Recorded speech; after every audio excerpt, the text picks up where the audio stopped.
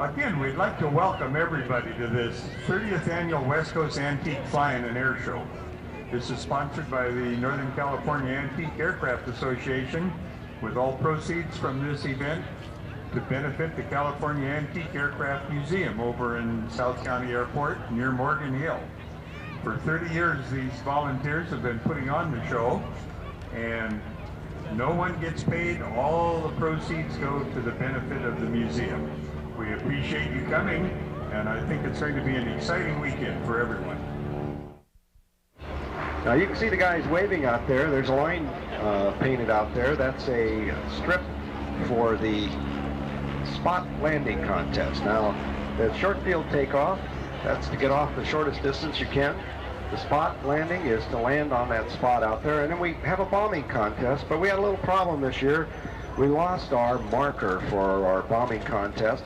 So I think, Frank, that isn't that a green porta potty out there that they're planning to try to attack? That's going to be the target, Bob, but we hope whoever the occupant is, they get out. I've got a lot of time in this airplane. It's going to be close. By golly, it looks like it's almost right on the line. Here comes a Cub from Alaska. These guys fly in all sorts of conditions up there, so look at how slow this thing. He can't be going more than about 30 or 40 miles an hour. Here he comes over the spot. Oh my gosh, he must be right on it.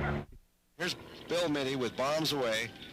The Maytag Messerschmitt, as it was known, the Ryan PT-22, built in San Diego, California. And there goes our Jenny. Notice how short that airplane lifts off.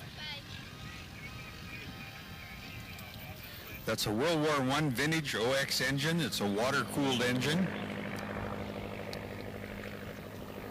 They used these for quite a few years after the war. Both Jennies and OX engines were cheap, they were plentiful, and many of the post-World War I airplanes use those engines.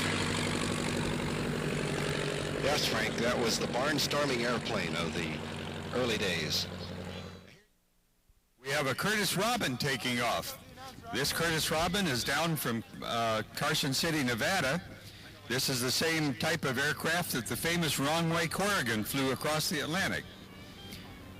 He asked for permission to travel from the East Coast to Europe and was refused permission. So he filled his tanks and took off anyway, said his compass got confused and he ended up in Europe instead of California.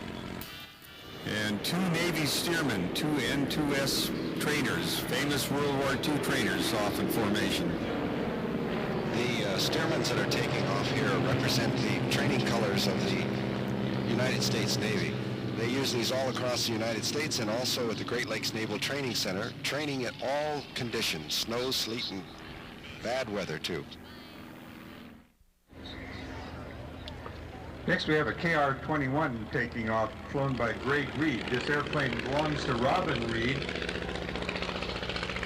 There's a lot of history for this airplane and the Reid family because it was owned by Robin's father at one time. He tracked the airplane down all over the United States, finally found it in Texas, and the owner agreed for him to take it.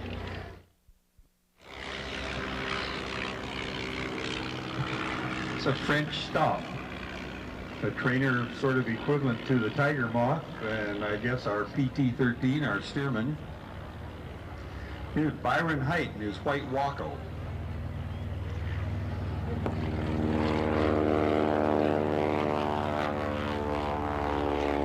Yeah, that's a UKC, a 1934 cabin Waco powered by a 220 Continental. Yeah, we have Al Kaler again taking off in his Fairchild 24. Al is in his 70s and he probably flies an antique airplane more than anybody in the area. And next we have Orville Fairbairn taking off in his Johnson rocket. Close to a 200-mile-an-hour airplane shortly after World War II.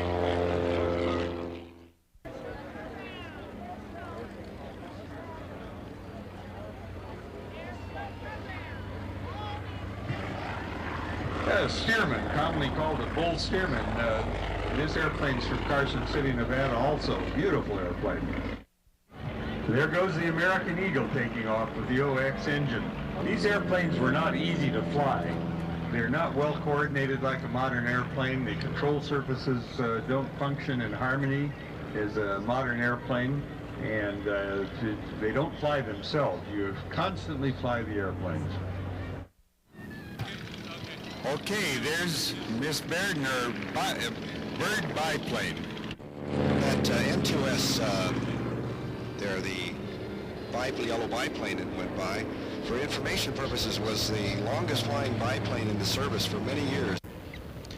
This flight of Orion's has a special meaning here today. Not only were they taking part in the parade of flight, but they're going to be flying a missing man for us. The missing man, of course, is the traditional aviator's wave, paying last respects to a fallen fellow aviator. Again, in the lead aircraft, John McMain leads the group around in a diamond formation. And from the diamond formation, they'll shift to an echelon, a more of an inline kind of orientation. And now in the formation, keep your eye on Alan Buckner.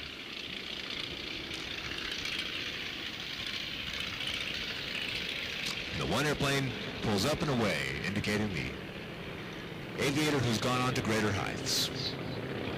And Nick, I'm sure that somewhere where Jim is today, he's watching us and he's with us. A great pilot, a great friend. The de Havilland Comet was a transcontinental racer that was intended to win the race from London to Sydney, Australia. And after going through a whole field of aircraft, it did very, very well. 5 of them were built. There is one left, original left in London. This is a replica. This is built by the Turners, Bill and Bill and Bill, lots of Bill Turners involved in that project. Now this Pete racer, this is a Howard racer named Pete. This is the original. This is a restored original golden age of aviation racer, today flown by Robin Reid.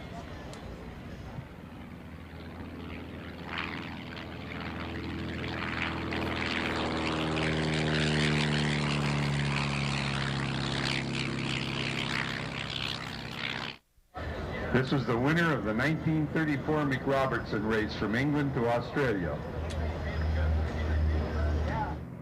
Has some English de Havilland Gypsy engines, cruises about 185 miles an hour.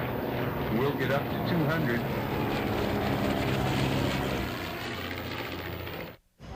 The cockpit on this airplane is very, very small, Nick. Benny Howard, the designer, was a very small fella. He designed it to fit himself. And Tom Dixon in the Fairchild is making his final approach, setting up to bring his jumpers up over the runway. You can see them high overhead. And there they go. There's Alan Silver and Bill Stanley. Alan Silver in his red, white, and blue parachute.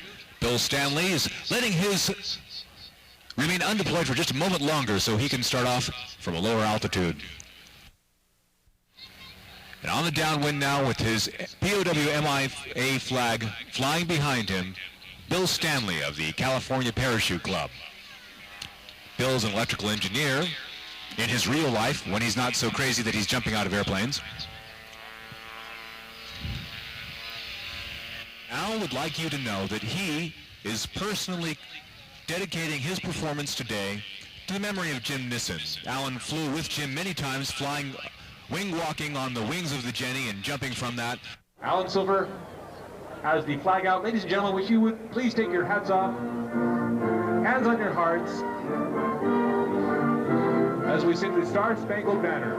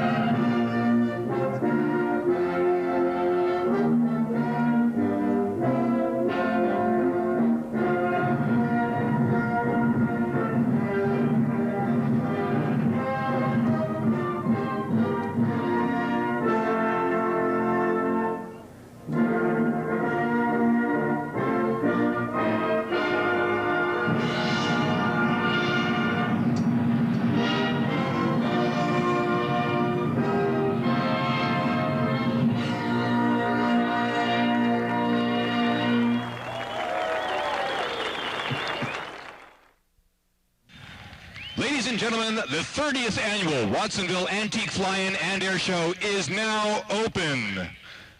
And overhead we see Eddie Andrini in the new Yakovlev 52. One of the benefits of the opening up of relationships with the Eastern and Western blocs is the opportunity for us to see more and more of these former Soviet aircraft, now Russian aircraft. Yakovlev has been building aircraft since before World War II. And this fine aerobatic trainer and performer is being used to full effect with Eddie Andrini here, who hasn't missed a show in many, many years. And he's glad to be with you today, celebrating in his new Yakovlev 52. Ladies and gentlemen, thank you very much. It's Alan Silver. Whew, mad dash over there. Thank my ground crew, my son Darren. Pretty soon here we're going to see an act that's just absolutely incredible. First off, we're watching Eddie Andrini, my sidekick. That's the man I used to walk the wings of his Super Stearman for about 3.5 years, until I got smart and found out that Airshow announcing is safer than wing walking.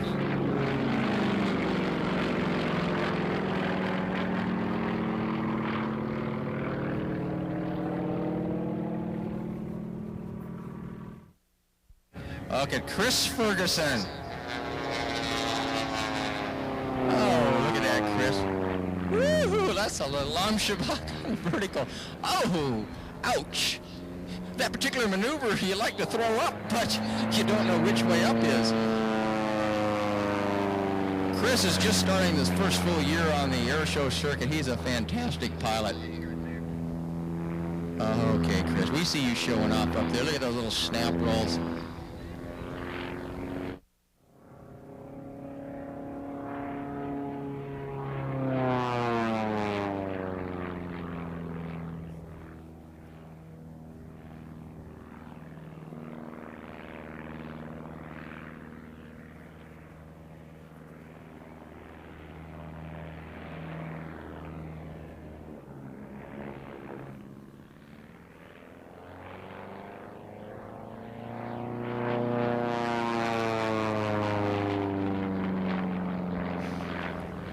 Pull back hard on the stick, trading off that airspeed for altitude. Up, up, up, up, bleeding it off, hanging on the prop. And pretty soon, there we go, another little hammerhead turnaround. And right now, what's he see? The ground, straight below him. Right here, he's pulling back hard and feeling, oh, geez, all right, nice little slow roll.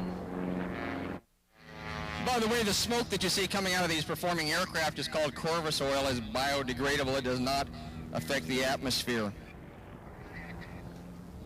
And pretty soon we'll be having Dan here taken to the air. What a little treat to have both Chris Ferguson and Eddie Andrini give a little show of their prowess up there in the air. That's kind of neat.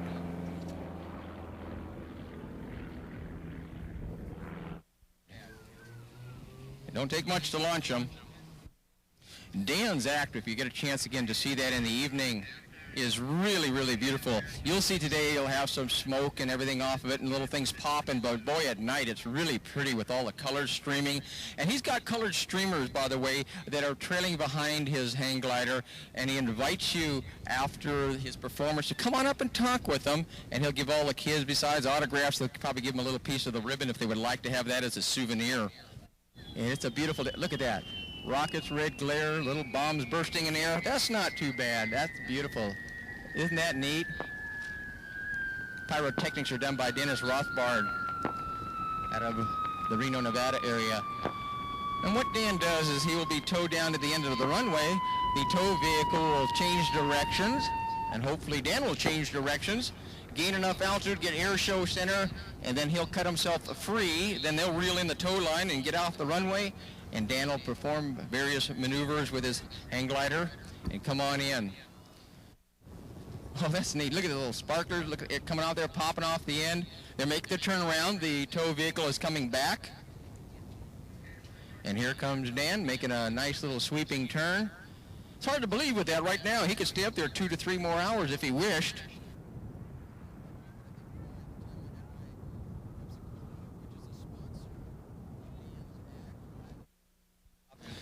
And look at that. Isn't that beautiful with the red, white? If you've got cameras out, you're not going to see a shot like this very often. That is just gorgeous. I thought it was pretty when I get circled with the flag and everything coming down, and this is really neat to see it from this perspective. I've had Jim chase me around with the helicopter many times. I've had the pleasure of jumping out of his helicopter, so that's neat. Isn't that beautiful? Oh, well, he finally decided to leave him alone and let Dan enjoy the rest of his act by himself. Just a beautiful bunch of spirals, turns. Look at that. Let's tell you something, folks. Dan can hear us if we yell, and what we'll do is on 1, 2, 3, we'll holler, "Hi, Dan." Ready? 1, 2, 3. "Hi, Dan." He didn't hear you. Let's do it louder. 1, 2, 3. I don't see how he does that. If he can use two hands to fly, and he's doing it with one hand and doing all the maneuvers, and now he's got to set himself up for his landing. It's not just sitting there and land in the field. He wants to land in the correct spot. Oh, he wants to do it again. Let's do it one more time. 1, 2, 3. Woo! That looks good. He's getting caught in a little thermal. I think he's going to make one more little go around here. He's waving.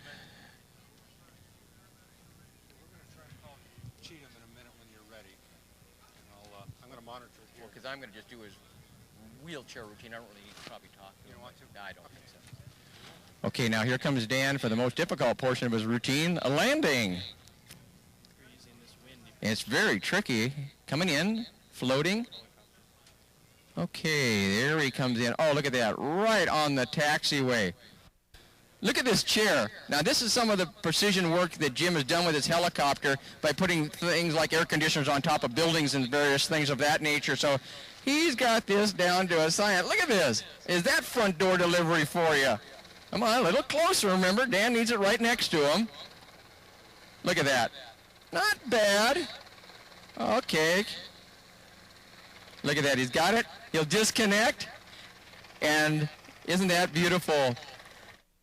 The Aloha Frozen Fruit Bar helicopter flown by Jim Cheatham, delivering the wheelchair to Dan Buchanan. Wave to him, ladies and gentlemen. Wave your hat. That's beautiful. There goes Amelia right now, taken to the air. And we'll start her little routine right now. She starts it kind of a special way. And we had to go up to Amelia a little later on and talk with her. There goes Amelia. Oh, Amelia, she's checking the winds out. She's going to do a few turns, I think, around the windsock there. Check out which way the wind's blowing from. But Amelia, if you took off down the runway, you were already facing into the wind. Boy, she's got that big head of steam built up on her aircraft. And while she's turning circles there, she's going to gain a little teeny bit of altitude. She flies from the right seat, which is kind of unique. Most pilots fly from the left seat, but Amelia's so used to flying on the right seat when she's been training her students that she would not have it any other way. About the only thing that she's done different to this aircraft to modify it is to put a shoulder harness in there for her and a better seatbelt system when she's doing all her little crazy maneuvers up there. And her view is the same as everybody else. The ground coming up very fast. And there she pulls right out on hitting. And this is a trade-off. You got to trade off airspeed and altitude. Back, back, back hard on the stick and that's a nice little roll. A loop, excuse me. Remember, this is done with a stock aircraft burning about 4 to 6 gallons an hour. There's a half Cuban 8 turnaround. Going to go right into a full Cuban 8. And I'll tell you right now, I've been up and I've seen her flying. She's always got this smile on her face. She just loves this. All right, coming down, diving at the ground at an awesome about 120 miles an hour here. And that's a full Cuban 8 when you come right over the top. Right on out of it, right on heading. And we're going to see a barrel roll. It's a nice, slow, easy maneuver. And then watch the contrast between what the aileron roll, which is a little snappier maneuver.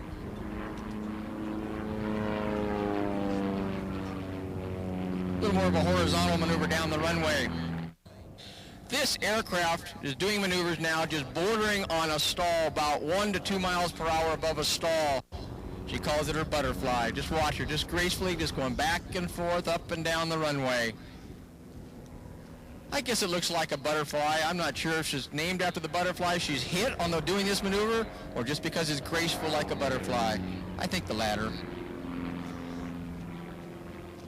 And when she goes down, she'll be setting up fairly quickly and making her landing. There she goes, right down at the end. Let's see if she's going to do another pass, or she's going to set up for her landing. She has kind of a unique way of landing. She doesn't really care. Most people land into the wind, but I think Amelia's going to land the other direction. Let's see. Amelia, you're supposed to land the other way. Whoops. Oh, she's coming back around. Another pass? I hope. Oh, just a few feet. Just remember, this is 1 or 2 miles an hour above a stall. This may look graceful, but this is a very difficult maneuver.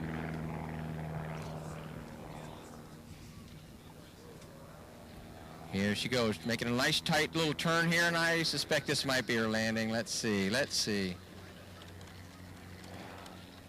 Full flaps. Come on, Amelia, the runway's to your left a little.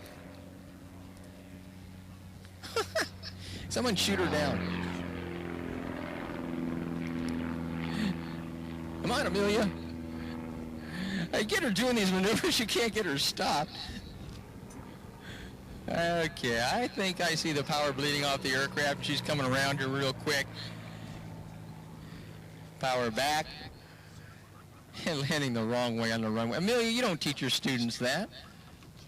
Oh well, 40-some thousand hours, I'm not going to tell her. Boink, she's down. She's way up there. Give Amelia a big round of applause. And I'll tell you what, when she comes in here and shuts the engine down, by all means, wave and clap and stuff. Thank you. We're going to have a new addition to the Airshow circuit here. We're going to have a Ken Weiland. High overhead and a flat spin to start his maneuvers is Ken Weiland right here from Watsonville, Stick and Rudder Aviation. Inverted flat spin. I've counted about 4 or 5. This is what a great way to start a show. It's called an air start. Started about 6,000 feet. I've counted 10 or 12. Anytime now, Ken, it's time to pull out of that with your beautiful eagle. Okay, anytime. Woo, there he goes. All right. Rolling slowly on the upline 45. Coming right back around in reverse Cuban 8. Diving at approximately 180 miles per hour. This aircraft, when you pull back, you're pulling 6 or 7 Gs.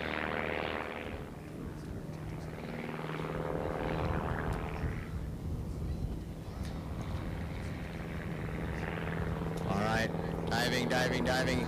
Pulling negative Gs. You're pulling 6 negative Gs at least. This is just strain. This is all horrendously hard on your body. Going to pull up into the outside snap into what we call a square loop. Pushing, right over the top, just grunting.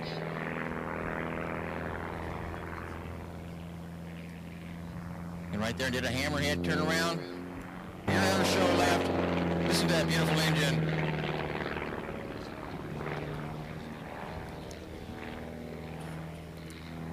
Got into the square loop. Over the top is inverted. Going to do a outside snap here someplace.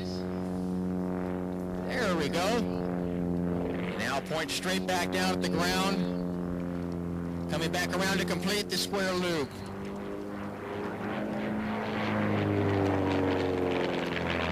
Four-point precision roll. Wheeler. And Ken Weiland here is pulling back and doing the Immelman turnaround. Look at the feathers on the bottom of the eagle. Beautiful.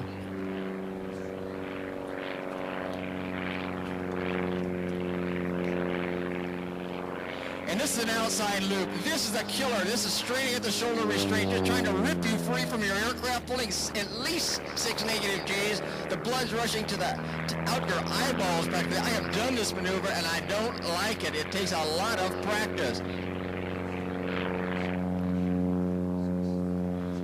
Going into a half roll to inverted. Here's Ken rolling the aircraft, coming upright, diving to pick up speed. Pull back hard on the stick. Right over the top into a lamshabak. They call that Polish for headache. That's the one where you want to throw up and you're not sure which up is. All that is a flip top. And back on the 45, coming right up over the top.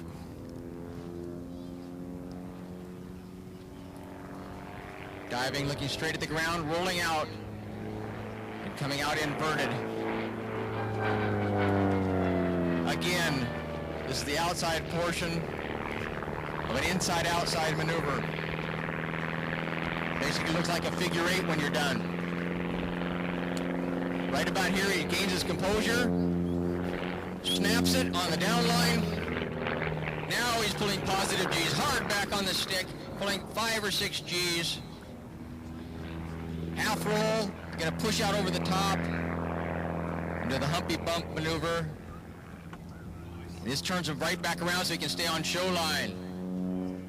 Watch the Christmas of this 4-point roll. 2, 3, and 4. And a snap.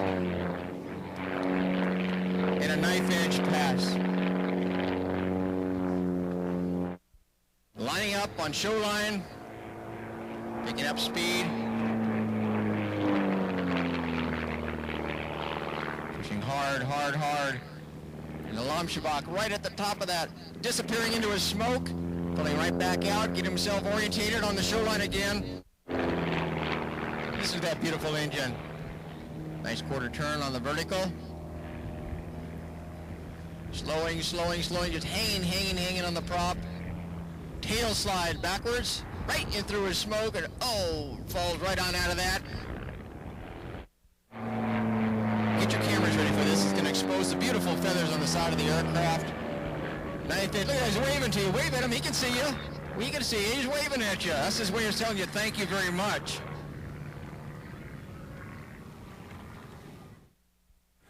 Steve Stavrakakis from the Central Valley of California has been flying air shows for 10 years now, becoming quite famous years ago in his Lynn 526, the predecessor to this aircraft. The smoke is on as Steve begins his takeoff roll, looking for approximately 120 miles per hour. He'll lift the aircraft into the air and right about show center. Look for the nose to pitch up, and when it does, you will see 1, 2, 3, and 4 points of the hesitation roll in the Norwest Mortgage Lynn 50.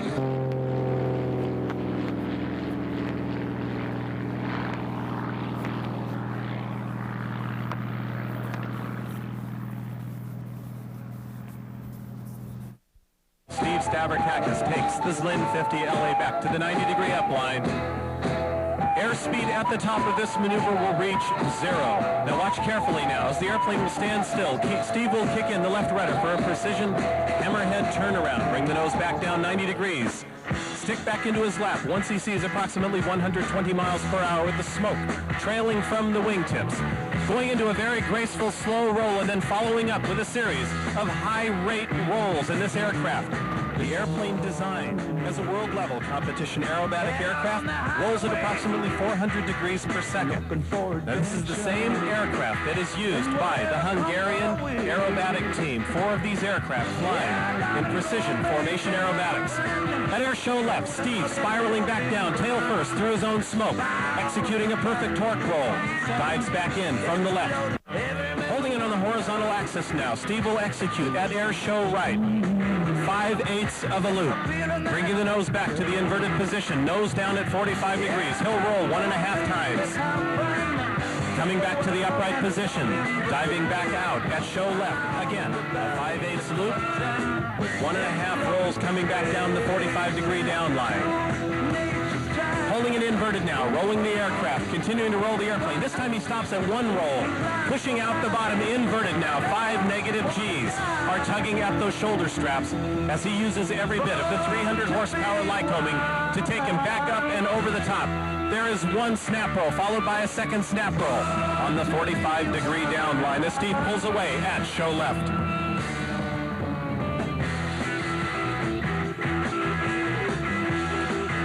2.5 snaps now as he's pulling up on the 45-degree upline, recovering in the inverted position. He pulls the stick back into his lap. Dives back in from the left now.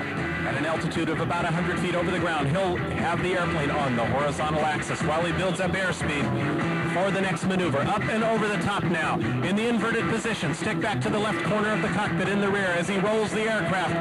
The maneuver we call the avalanche maneuver, the loop with a snap roll on top. Rolling the aircraft 1/2 now. Steve pushes outside this time. The stick is all the way forward in the cockpit. Up and over the top now for a 3/4 outside loop with a couple of snap rolls as he comes back down 45 degrees. Back down on the horizontal axis now. The nose will again come up about 20 degrees, and when he does, we'll see 1, 2, 3, and 4 points of the hesitation roll. Now Steve gets set up for the next aerobatic maneuvers. You're going to see a couple of changes. As mounted on each of the wingtips of the aircraft are 6 stations of pyrotechnics. All of the pyrotechnics equivalent to about 15 sticks of TNT. High and to the right, the pyrotechnics igniting on the wingtip. Steve enters into a 4-turn spin, bringing the nose of the Norwest Mortgage Lin 50 straight down 90 degrees over the runway here at Watsonville. Looking for an airspeed now of approximately 175 miles per hour. He'll need every bit of that and every bit of the 300 horsepower of the Lycoming as he pulls the nose at Airshow center back to the 90-degree vertical upline. On the upline now, Steve will begin rolling the aircraft. Continuing to roll the airplane as he runs out of airspeed, he will reach the top of the maneuver. The airplane will continue to roll as he allows it to fall back down tail first in his own smoke trail in the torque roll. With the gyroscopic forces of the engine and the propeller struggle against the aerodynamics of the airframe. On the right now, making corrections for the wind that is pushing the aircraft as it is climbing back up 90 degrees. At the top, airspeed 0, Steve cuts the power and falls back down tail first for the tail slide maneuver. The nose whips down with a 1/2 roll on the 90-degree downline. He'll pull back to the horizontal axis, looking for that airspeed necessary to pull up into the next aerobatic maneuver. As he does, we see 1 and 2. There's 3 and 4 points, but now 5 and 6 points of the hesitation roll to the inverted position. And this time, at 170 miles per hour, he pushes the stick forward in the cockpit. This time, 7 negative G's are tugging against his shoulder straps. Up and over the top in a 3/4 outside loop with 2.5 snaps. Smoke still trailing from the wingtips as Steve comes in from Airshow right. The pyrotechnics igniting on the wingtip with a 1/4 roll. Continuing to roll the aircraft now is what Steve calls the Zlin Rainbow.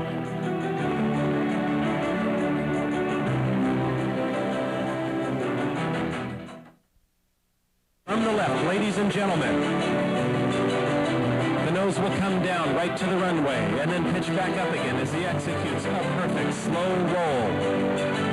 This is a salute that he has enjoyed performing here for you at Watsonville 1994, and we hope you have enjoyed today's demonstration as much as Steve has. Mr. Steve Stavrakakis, in the Norwest Mortgage Wild Thing, the Lin 50 LA. Aloha, everybody. This is Jim. I'm talking to you from the helicopter overhead. I'm giving you a little bit of smoke so you can see me up here. Can you see me?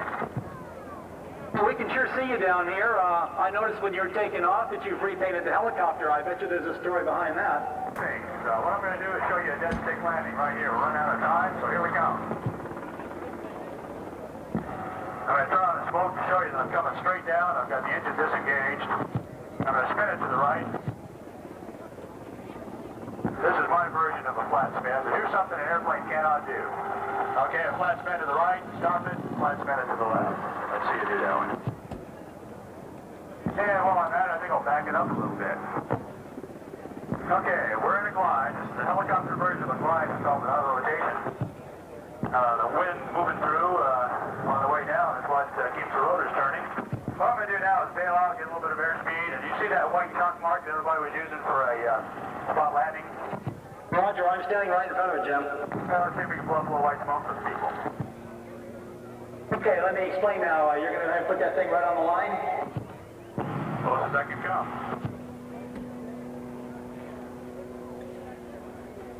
To caution the audience that you always make this look so easy.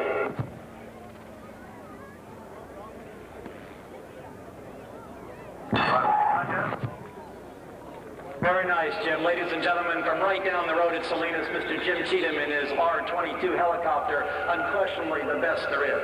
Of course, I like to tell all those airplane pilots that did the spot landing contest here that I do mine without power. Okay, how about a little helicopter lesson, everybody? Wave if you'd like to see a helicopter lesson. There's a lot of hands going down here, so I bet you there's a lot of folks that want to hear this lesson. Okay, I'll do the usual thing here. I'm just going to show you what makes it go up and down and right, left, around, and round. In my left hand, I have what's called the collective pitch control, and when I pull up on it, it goes up and down. When I pull up on it, here's what happens. I add pitch to the rotor blades, and if I got enough power available, I'm light enough, I just go up like this.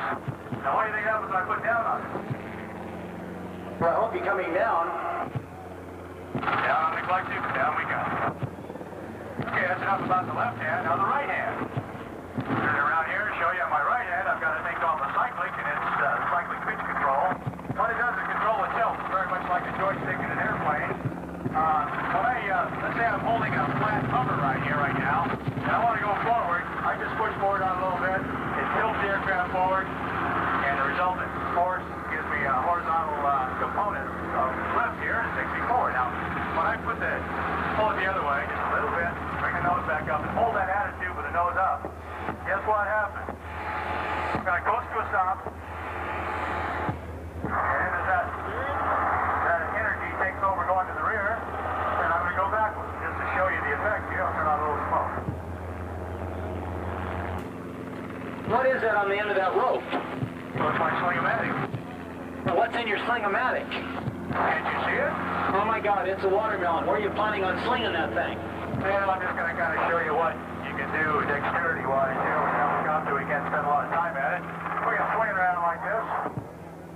And you can get pretty radical if you really want to. About 90 degrees, what do you think? Okay, but the hard part is making it stop. Well, from here, it looks like there's a watermelon following you. The challenging thing is to make that load on the end of the rope stay put and put it where you want it, not just swinging it around. Actually, it swings around by itself pretty damn easily. We don't have a broom here today, so I'm not going to put it on the asphalt. I'm just going to put it out there right in front of Del Mar's airplane on the grass.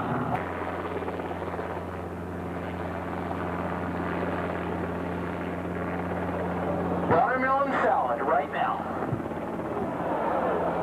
Good shot, Jim. You hit Earth. Yeah, I think that's about all for me today. Aloha, everybody. And don't forget about that delicious Aloha ice cream. They have it in Watsonville. They have it in Salinas at convenience stores. And I want to thank them for sponsoring me. I'll see you later.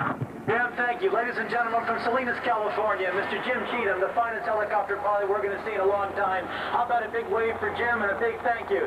Jim, we'll see you here on the ground. Thanks again for a great performance. Boy, that was something else, ladies and gentlemen. All right, ladies and gentlemen, look up into the sky. To your right, diving down to Airshow Center at 180 miles an hour in the beautiful red, white, blue Pitts S2B Special. Here's Wanda Collins.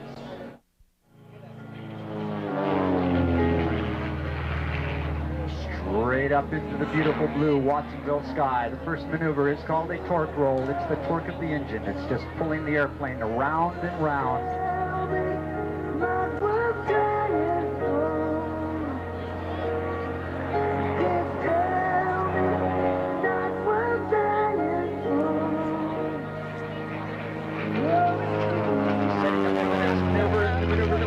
By Sean Tucker, another famous airshow pilot from the Watsonville area. This is called the flip top, and if you watch, you'll see why it's called the flip top.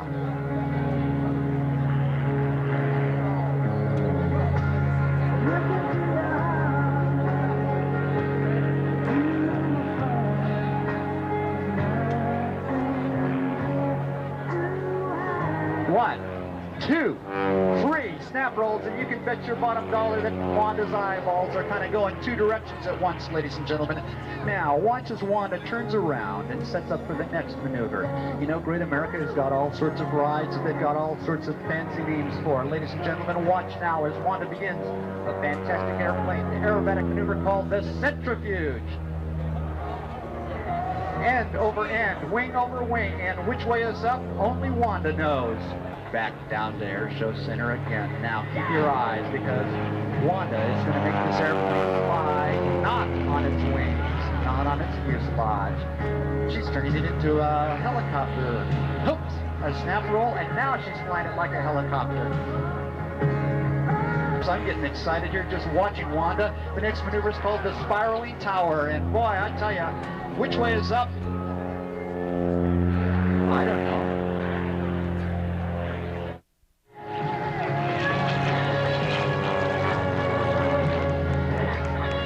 Ladies and gentlemen, look into your hearts. Find your own dream and pursue it with the passion that Wanda is following hers. And taxiing in front of you right now for her first air show demonstration in what we are sure is going to be an illustrious career. How about a big wave to Wanda Collins in the Pitt Special S2B? And here goes John. The roll rate is incredible. Watch this. Aircraft on takeoff. A little side slip there. All right, just hanging on the prop. First maneuver again is the 4-point vertical roll. The hammerhead. From that transition directly into a spin. 4-point. Beautiful. Hanging on the prop. Look at how high he gets. This is just brute power. Oh, look at that. This is a flat spin, but an upright flat spin. John cannot see the ground very good. This is a very difficult, a very unusual maneuver for most pilots to do.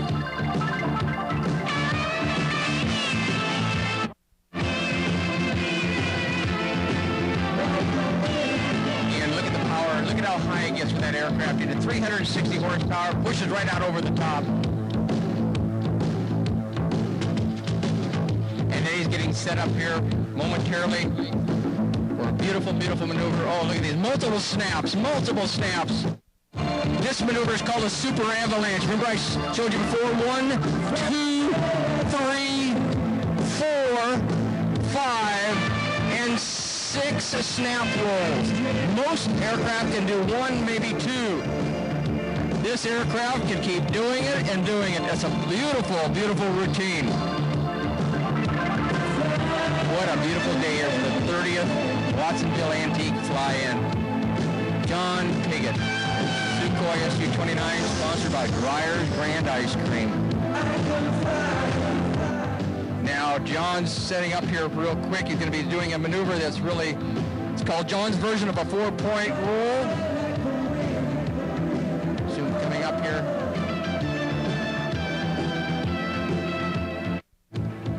Look at this.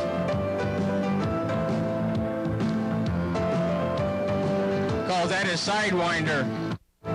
Turnaround maneuver. Here's a 3/4 loop with a snapdragon, he calls it. Look at this. Awesome, just flying. Power, kicking rudders, going back and forth, left and right rudder. Kind of waving at you down there. He sees you, and all this time he's lining up on that shoreline, making sure he's right on line. I've been told that we're just about ready for this drag race.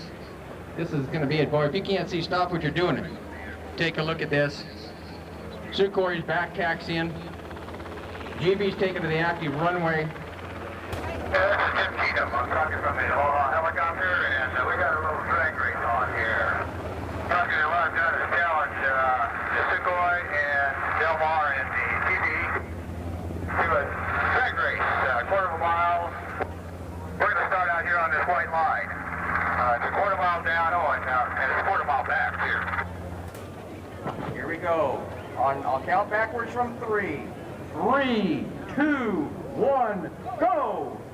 All right, ladies and gentlemen, we have it right in front of you right now. GB, the Sukhoi Su-29, the helicopter is taking a slight lead. The Su-29 pulling up first. GB is going, is picking up. Wait a second, what is Jim Cheatham doing here? Got a quarter mile, he's backing up. The Su-29, wait a second here, what's going on? They're still pulling up? Turning left, hard right, make your turnaround maneuvers. I think Jim Cheatham, like his name, he's cheating. They're lining up, coming right back down here, show center. Let's see what's going on here. Picking up speed in excess of probably 250 miles per hour. Look at the GB. Incredible. Delmar Benjamin gaining quickly on the Su-29. Oh, wow, look at this, look at it. Oh, you have it. That is No, got it. I think the GB won that one. Ladies and gentlemen, you have it. When they come in and land, why don't we give them a big round of applause? Good afternoon, ladies and gentlemen, and once again, low and to your right, direct your attention to one of the most unique aircraft here at the 1994 Watsonville Antique West Coast Flying, Mr. Delmar Benjamin in the GBR2 replica racer. Now, for those of you that have had an opportunity to watch Delmar fly this aircraft here at the air show before, well, I think you're going to be in for equally as much a surprise as the people who are seeing this airplane for the first time. From Shelby, Montana, Delmar Benjamin in the GBR2. An airplane that had its heyday during the 1950s. GBR2 was one of 3 thoroughbred racing aircraft designed and built by the Granville brothers of Springfield, Massachusetts. From the right, ladies and gentlemen, in the R2, Delmar rolls the aircraft in a series of aileron rolls to the left, demonstrating the flying qualities of the GBR2.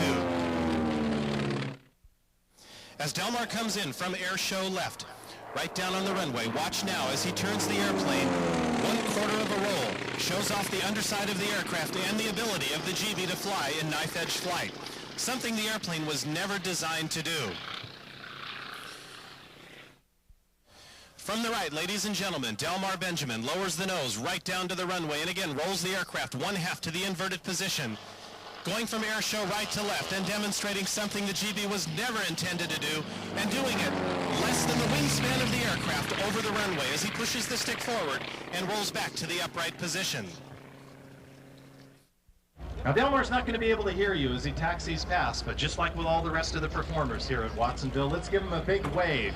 Wave your hats, wave your programs, let him know how much you enjoyed today's airshow demonstration. And there he goes, smoke on, lights on, John Kohler, stepping back now 50 years in time to World War II, and his vintage SNJ War Dog roars into the air. Listen to that deep, throaty sound of that aircraft. Very often you'll look around if you see a veteran in the crowd with a tear in his eye. It's going to remind him of the days when he was back in flight school learning to fly these aircraft. Such famous people as Pappy Boyington and President George Bush flew and learned to fly fighter aircraft in this timeless aircraft. About the only thing that wears out of this aircraft, I've been told, is the engines and the pilots. And you can replace either one of those. John started flying when he's 15 years old. Flies many, many different types of aircraft. Flying for over 20 years. And here he comes back around, John. He's going to do a bunch of maneuvers for you in this aircraft. All these maneuvers are done as basic maneuvers that fighter pilots had to learn before they get transitioned into other aircraft of that time and era, which would be like the P-51, the P-47, Thunderbolt, and those type of aircraft. The Texans, as they were called, were the backbone of the armed forces during World War II, as well as for Europe and for Canada. They were built as an advanced trainer. Some of them were equipped with 30 caliber machine guns, and they've actually shot down an enemy aircraft or two that was unlucky enough to get in the sights of that particular aircraft. This particular airplane went into service in 1944 at El Toro Marine Base in Southern California. Then it was retired, and it ended up over in Japan until 1974 with their self-defense forces. The plane was going to be scrapped. John put this aircraft back into the condition it is today, into the World War II condition. Beautiful paint job and a beautiful aircraft that he's done, and a restoration of this aircraft. Absolutely beautiful. All right, here he's lining up. Momentarily, John will be touching down. Beautiful AT-6. Oh, not even a smoke on the tires. Oh, left wheel, right wheel, back little power chop, and then tail gently settles to the runway. You see it right now, folks. T-51's taxiing by you. And boy, this is a classic coming up. This is what you came to see, the entire air show, and boy, this coming up is one of a kind. These aircraft are one of a kind. What you see, no place in the world, let alone the United States, will you see this many aircraft of this vintage flying in dedication to the Normandy D-Day invasion. We'd like to bring back these memories to the young people here today that have never experienced the flight of piston aircraft. the mighty might of the United States and our allies that put the production into effort to bring back the victory to the Allies over the Nazi regime. In thousands of ships in the English Channel and on the airfields, the words of General Eisenhower ring out. You are about to embark upon a great crusade, toward which we have striven these many months. The eyes of the world are upon you. The hopes and prayers of liberty-loving people everywhere march with you. Critical to the invasion is the operation of airborne troops. Flown beyond the coastal perimeters, Allied airborne forces numbering 23,000 have to hold the ground until the sea landing forces can arrive. The typical aircraft in this operation was the C-47, or the Dakota as the RAF operated them, the military version of the Douglas DC-3.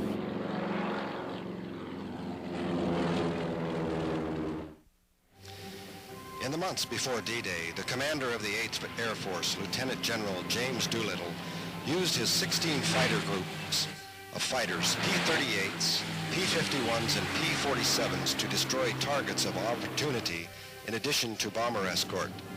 The effectiveness of their raids meant complete daylight air superiority of occupied Europe and Germany. On June the 6th, the fighters had a very important job. Their forces were concentrated on the Normandy Peninsula to control the perimeter of the opposing area and attack more targets of opportunity.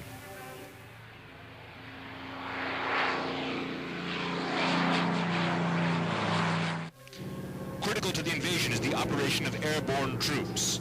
Flown beyond the coastal perimeters, Allied airborne forces numbering 23,000 have to hold the ground until the sea landing forces can arrive. Unfortunately, during that fateful day, many of the jumpers were dropped into the marshes behind the front lines and were lost.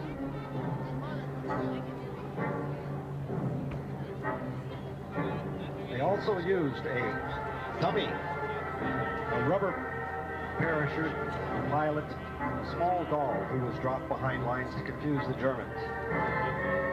The word for rubber in German is Gummi. They called them Gummi dummies. The airborne carriers, the C-47s and C-46s, returned to England and flew over 1,400 missions on the night of the 6th and returned for more than 400 resupply flights to the paratroopers on the ground. Feeding Frenzy is one of the surviving A-26s that not only survived service in the World War II, but Korea and Vietnam as well. The light and medium bombers of the 9th Air Force averaged over 220 missions a day in the 3 days before the invasion. And the crews kept a 400 mission a day schedule for the next 10 days after the invasion. The B-25 Mitchell carried up to 4,000 pounds of bombs at a cruising speed of up to 200 or and above 200 miles an hour. It carries 50 caliber machine guns that can be used for ground attack as well as defense. The world's only flying and restored B-24 is kept in factory new condition by the nonprofit Collings Foundation of Stowe, Massachusetts. Although this B-24J was built after the invasion, it was renamed All-American in honor of the 15th Air Force B-24. The gunners of the original All-American set a record of 14 enemy fighters shot down in a single raid on July 25th, 1944. Built too late for combat, this flying fortress had a number of careers in air-sea rescue, transport, weapons testing, and firefighting. The original 909 completed 140 missions, dropped 562,000 pounds of bombs, and returned home with over 600 holes. The West Coast Antique Flying and Air Show is proud to welcome these rare and magnificent warriors to our commemoration. During the invasion, Operation Overlord Allied fighter aircraft provided a variety of services ranging from maintaining air superiority over the beaches to attacking German positions behind those beaches. Allied fighters carried machine guns configured to carry rockets and 500-pound bombs. Some carried cannons. These aircraft all had top speeds over 450 miles per hour. And here are our fighters show their ground attack form as they strafe an enemy position and help the soldiers landing on the beach break through the defenses.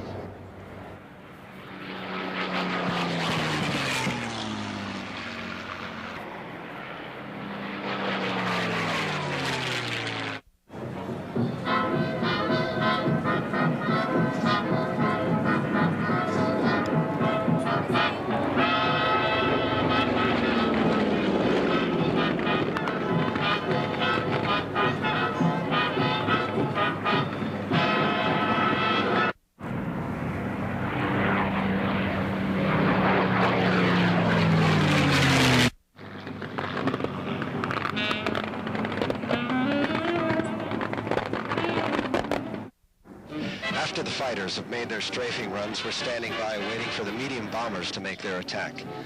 Many aircraft participated in this, not alone the B-25s, but the famous A-26 Marauders.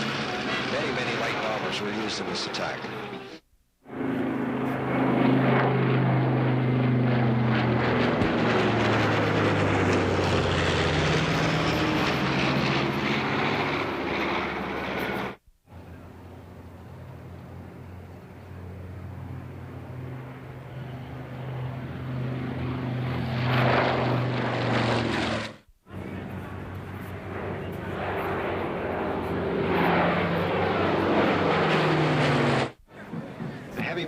We're still grouping, ready to come in for their heavy bomb loads on the Normandy coast. If we look to the west, we can see them in the air now. They're coming this way.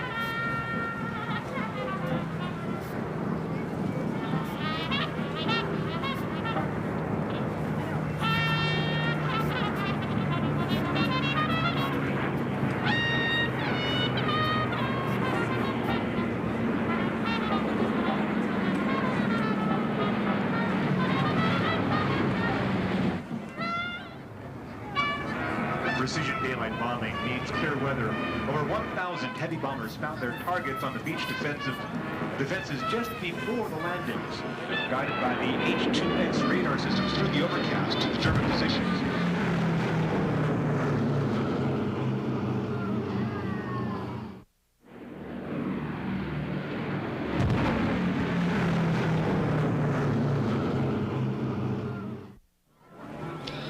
I can see our troops advancing on the bunker now. The heavy tanks are in. The jeeps are coming in with the light caliber machine guns. I can see the stars and stripes. It looks like they've taken their objective.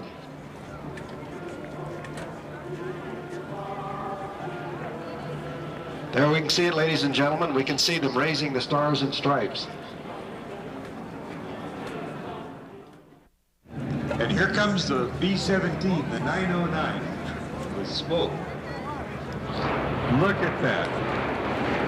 Well, here's a salute to you, ladies and gentlemen. Thanks to the Collins Foundation for keeping this thing flying, coming here this weekend for your pleasure.